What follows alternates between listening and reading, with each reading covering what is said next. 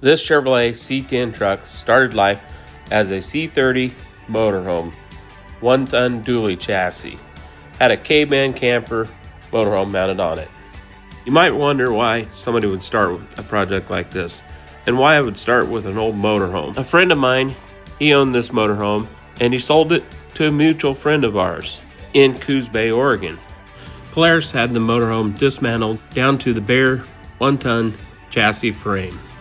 He kept the complete front end, including the fenders, the hood, the core support, the grille, headlight assemblies, and the whole complete cab assembly with the interior in it, which is in very nice condition considering it is nearly 60 years old. Polaris also purchased a C10 short bed 2-wheel drive factory frame that was in really nice condition and cleaned it up and painted it. He also purchased a used bed floor for his short bed that included with the truck. Well, Polaris had great plans with the truck and was making good progress. However, he sold his commercial property and no longer had room for the C30 to C10 conversion project. He decided to sell the truck and asked me if I would like to buy it. I told him to give me a little bit of time. I would like to talk to my friends about the project and see what they think. I talked to my cousin. He pumped his fist and he said, buy it. I talked to my wife and she said, buy it. My wife talked to Dave and he said, buy it. I talked to my friend Robin and he said, buy it. My friend Steve, he said, buy it. My friends Bert and Debbie said, buy it. Rachel, Logan, Carrie, and cousin Paul said, buy it. Dave and Mitch said, buy it. Even the guy in Portland swap meet said, buy it. My granddaughter, she said, what are you waiting for? Jackson says, let's do it. Chris and Kendra said, do it. And finally, my dad says, you gotta buy that truck. So after a couple of good burnouts, I was on my way to go pick up the truck. I made the 3.5-hour drive to Coos Bay to pick the truck up. Once I got there, Polaris loaded the frame and a truck cab with the front end on it onto my trailer, and then we picked up the short bed floor and I was on my way. I then bought a beater donor truck similar to this one for $900, equipped with a 5.3 V8 engine and a 4L60 automatic transmission. I then installed the rear end out of a 1985 Chevrolet half-ton pickup. And I also pulled the complete front cross member out of that 85 half-ton frame and installed it on this short bed frame. The later model front cross member bolted right in. I only had to drill out 2 holes to make it work properly. And it added the front disc brakes and the sway bar, which it makes it a very nice driving truck. I then brought home the 5.3 liter engine that I'd pulled out of the 1999 Silverado pickup that I paid $900 for. Attached to it is the 4L60E automatic transmission and the computer harness and the computer, everything complete out of the truck. I installed 1999 Camaro F-body engine mounts. I then bolted these mounts to the frame that I got from Speedway Motors. They were pretty reasonable. I can't remember the exact price, but they matched up with the 99 F-body engine mounts. I also picked up a rear transmission crossmember from Speedway Motors and a set of block headers for the LS, and they bolted up very nicely. This gave me a complete rolling chassis. This would have been a good time to install the fuel tank, the fuel lines, the brake cables, and a lot of other items, but I didn't do that. I was anxious to get the cab installed on the frame, thinking that I would pull the cab back off and finish those items. But once I got the cab installed, it really didn't seem like a big task to hook up all those things with the cab on the frame. I then found that I had a broke off exhaust manifold bolt in the cylinder head.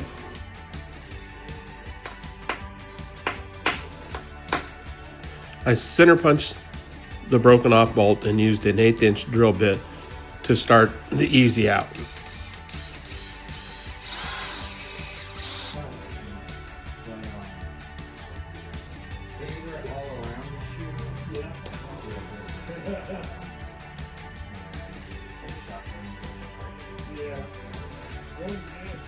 Well, that one was a little bit tough. I did use a left-hand drill bit to get in here and get my easy out in it.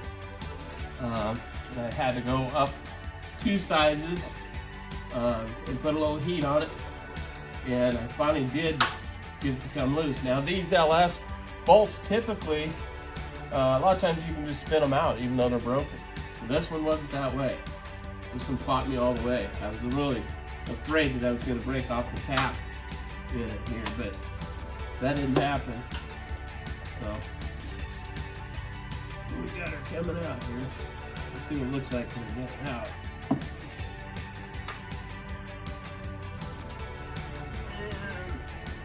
That's what she looks like.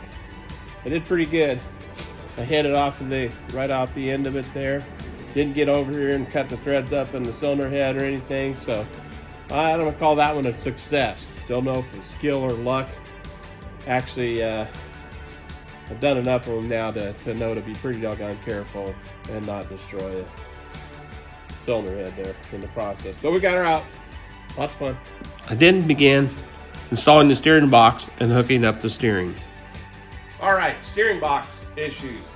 So this cross member that I installed in here came with this steering box here, which somebody had left the lines were disconnected and water had gotten in there and actually frozen cracked the box, so it's no good.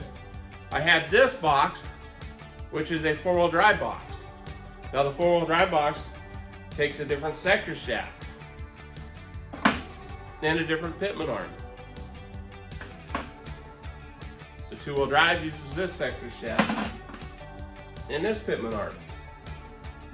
So, taking the sector shaft out of here, because it was good, and installed here.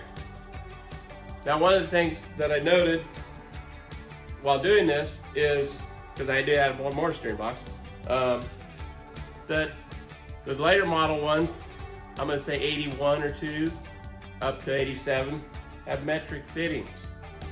And so both of these boxes have take the metric fittings, so I could use this hose without any adapters. Because the other box that I have was non-metric. And the last few digits of the part number, 644, on this box has an L after it, as well as this one. The other one does not have an L after it, and it is non-metric. I know that's kind of confusing, whatever, but I now have the box with the correct sector shaft in it that I can use my original pitman arm and my metric hose without spending any money. It is a CST, which is the custom sport truck model, which is top of the line for 1967. The back of the cab between the motorhome and the rear of the cab had surface rust, and I just really couldn't deal with it, the pitting on it and whatnot. So I have sanded it all off of there, and will be prepping it with some etching paint, put some etching paint on it, and then I will be priming it and putting a top coat over that of satin white. And it really is kind of a temporary deal just to protect it.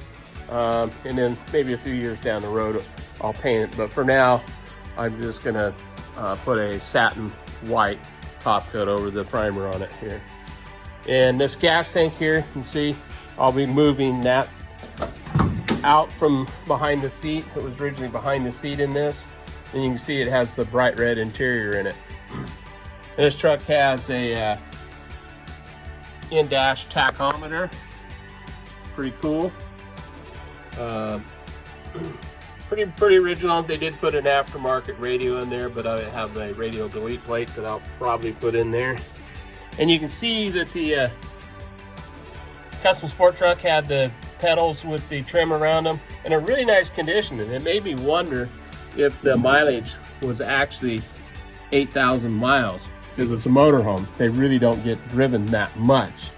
But I did find this door sticker here, an old door sticker, and I don't have my glasses on, from 1986. And at that time, the truck had more than 8,000 miles on it. So obviously, the truck is 108,000 miles on it. It doesn't really matter. It's just kind of wanting to know the history of it. But one of the other things I did, like I said, planning on removing the tank out from behind the seat. And if I lift this carpet up, tank is back there. But here's what's pretty cool. The factory build sheet for this truck. It is on the tank there. It's still there. Get my glasses out here. And this truck was sold to Earl Hartman Company in Silverton, Oregon, brand new. And I assume it went from there to Caveman Camper in Grants, Oregon, where the camper was installed on the back of it. But that's kind of neat to see. That's only 35 miles or so from us here, Silverton, Oregon there. This truck was built at the Fremont plant, you can see here. But the build sheet is in incredible shape. Very, very nice shape there. You see it has the tinted window, the bucket seats and console, flux heater, right hand, the sun visor, the right hand one, that is an option. Heavy duty springs, 292 6-cylinder engine, etc. Nothing special there. But it did have the red bucket seats, which is kind of cool. But I will be removing this tank out of here.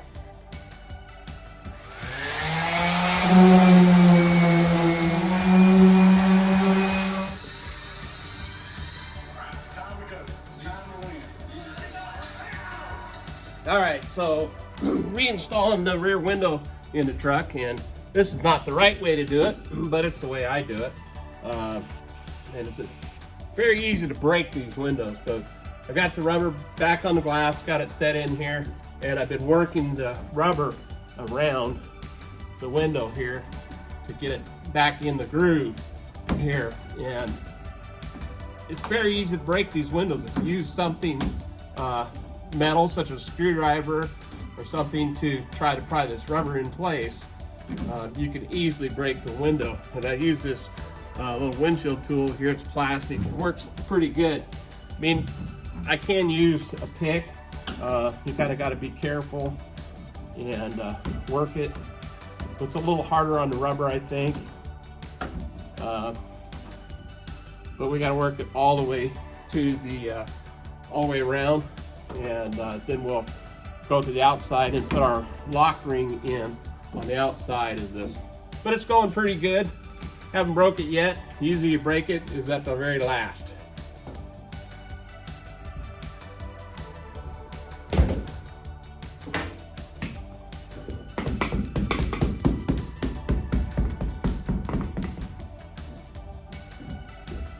All right, we got the rubber all in here, and we'll be installing the locking ring around the outside edge here now. So this is what the locking ring looks like that goes around the outer edge there.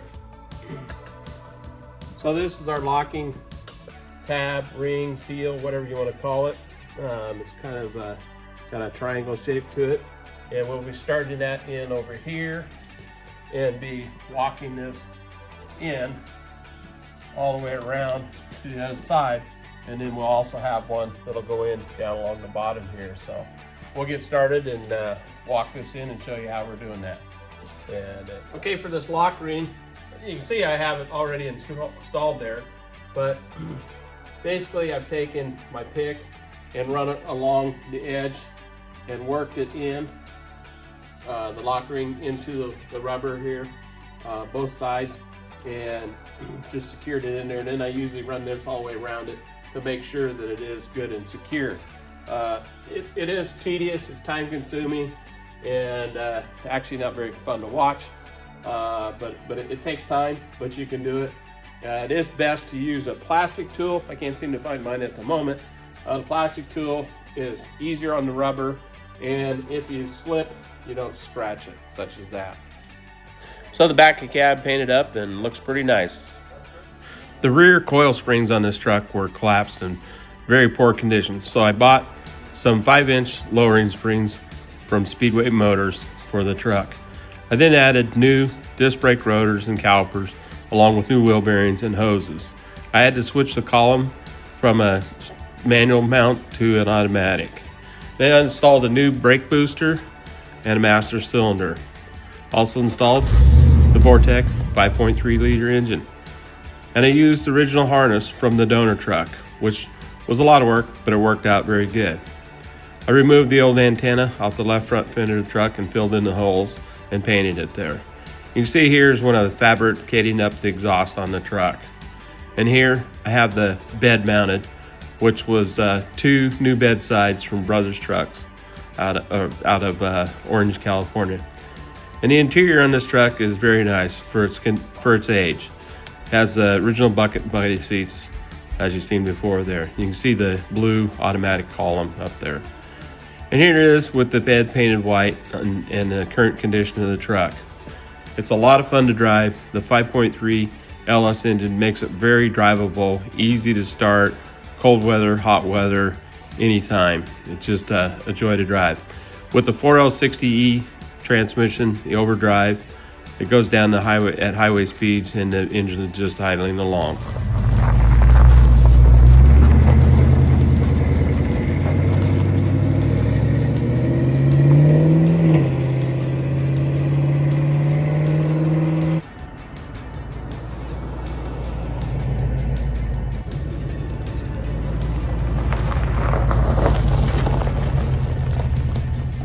Well, I hope you enjoyed today's video. We're going to continue to work on the truck, and I do plan on painting the truck completely, and it will be painted white, as just like the bed, in a satin white with a clear coat there. And if you would, please hit that like, share, and subscribe button. That'd really help us out. And we'll catch you next time at Rusty Duck Garage.